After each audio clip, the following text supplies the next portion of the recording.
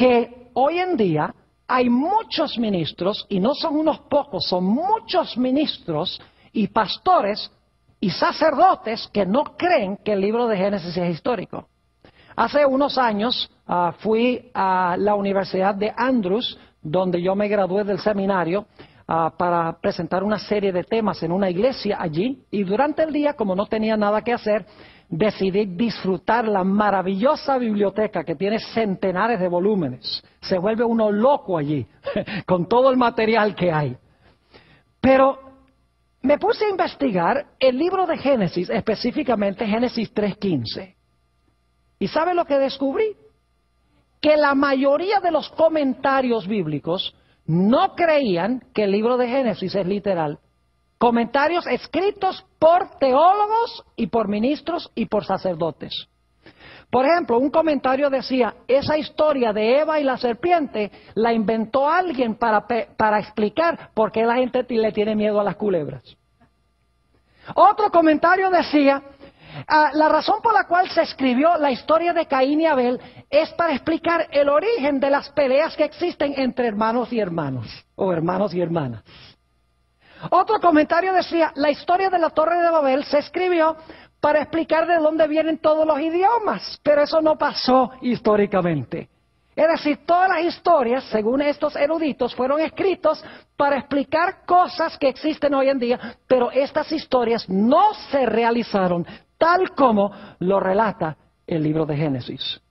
Yo quiero decirles que yo prefiero creerle a Jesús, a Pablo, a Pedro, a Mateo, a Marcos, a Lucas y a Juan, que creerle a cualquier erudito moderno que no acepta la historicidad del libro de Génesis. Ahora, quiero decirles también que el libro de Génesis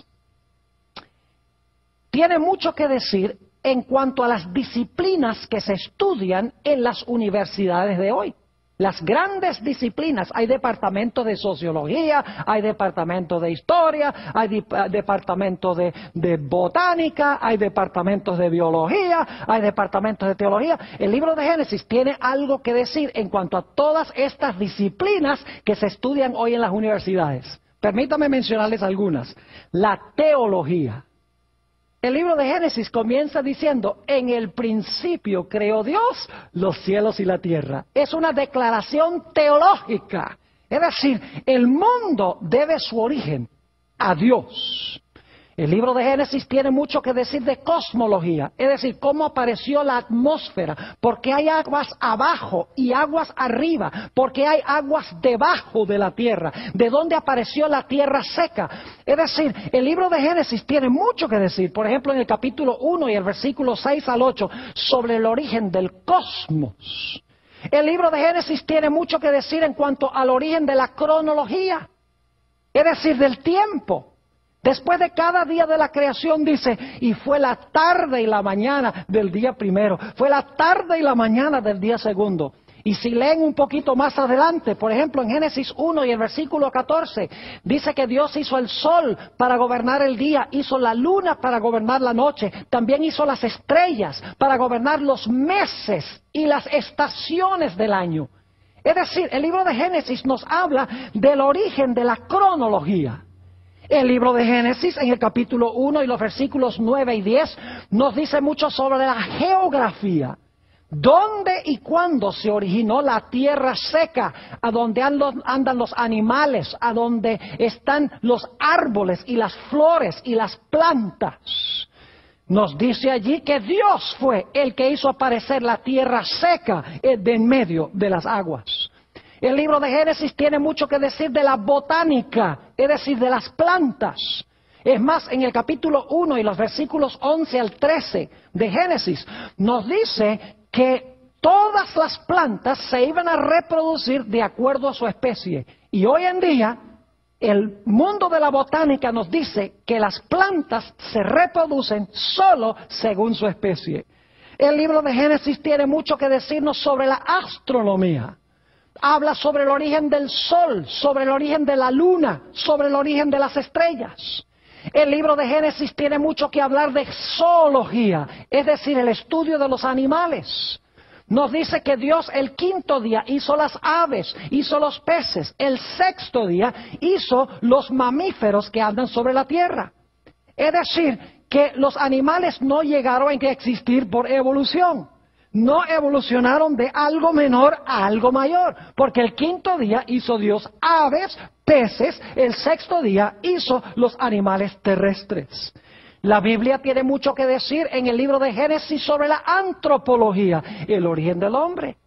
La Biblia nos dice que Dios tomó polvo de la tierra, hizo al hombre, y luego del hombre hizo a la mujer. Eso lo encuentran en Génesis el capítulo 2 y el versículo 7. El libro de Génesis tiene mucho que decirnos de la sociología. Por ejemplo, que la sociedad debe componerse de parejas que se casan matrimonialmente para tener hijos. El libro de Génesis nos dice que Dios hizo ese vínculo social al comienzo que nosotros llamamos matrimonio. El libro de Génesis tiene mucho que decir de la psicología. Fíjense que al principio, antes del pecado, todo estaba en armonía. Cuando el hombre peca, inmediatamente surgen problemas matrimoniales, el hombre echándole la culpa a la mujer echándole la culpa a la serpiente y a Dios, empiezan las riñas matrimoniales. Aparece el temor, me escondí porque tenía miedo. Aparece el sentido de culpa, aparece la baja estima propia, aparece la tendencia a culpar a otros por lo que nosotros hacemos. Apareció el odio, como se encuentra en la historia de Caín y Abel. Todos los fenómenos psicológicos aparecen como fruto del pecado. Y el libro de Génesis nos habla sobre todos estos fenómenos psicológicos. El libro de Génesis tiene mucho que decir de geología. El estudio de la tierra, en otras palabras. Nos tiene que decir que durante el diluvio este planeta sufrió trastornos terribles. Y por lo tanto, la gente que trata de leer la Tierra hoy en día, la trata de leer en vano si no creen en el diluvio. Porque el mundo que conocemos hoy no es el mundo que existía al comienzo. Fue trastornado como consecuencia del diluvio. Solamente podemos entender eso conociendo lo que dice el libro de Génesis. El libro de Génesis tiene mucho que decir de la filología, el origen de los idiomas. Nos dice en Génesis el capítulo 11 que los idiomas se originaron en la Torre de Babel. El libro de Génesis tiene mucho que decir de historia, especialmente historia antigua. ¿Y qué diríamos de las grandes preguntas que hace la filosofía? ¿De dónde vengo? ¿Por qué estoy aquí? ¿Para dónde voy? El libro de Génesis tiene respuestas para cada una de estas preguntas. Es decir, las grandes disciplinas que se estudian en los departamentos de las universidades hoy son temas que ya se encuentran trazados claramente en el libro de Génesis. Lamentablemente, hoy en día son pocas universidades que le dan alguna importancia a lo que dice el libro de Génesis. Ahora, quiero decirles que el libro de Génesis es, en realidad, la historia de dos simientes. Volvemos otra vez a Génesis, el capítulo 3 y el versículo 15, donde dice, enemistad pondré entre ti, la serpiente, y la mujer. Fíjense, ahí tenemos un dúo, la serpiente versus la mujer. Y entre tu simiente y la simiente de ella, es decir, otra vez un dúo, la simiente de la serpiente y la simiente de la mujer. Y luego dice, él, la simiente de la mujer, te va a aplastar la cabeza y tú le vas a herir el calcañar. Es decir, otro dúo, la simiente de la mujer y la serpiente. El libro de Génesis, en otras palabras, es un libro de la batalla entre dos diferentes simientes, una buena y una mala. Tenemos, por ejemplo, la historia de Caín y Abel. Fíjense, otro dúo. Caín, la simiente de Satanás, es decir, el que tiene el carácter de Satanás. Y tenemos a Abel, que es el bueno, que tiene el carácter de Dios. Y están enemistados uno con el otro. Tenemos en Génesis 6 los hijos de Dios, que son los fieles al Señor. Y tenemos a las hijas de los hombres, que son las descendientes malévolas de la descendencia de Caín. Es decir, tenemos este dúo, los hijos de Dios versus las hijas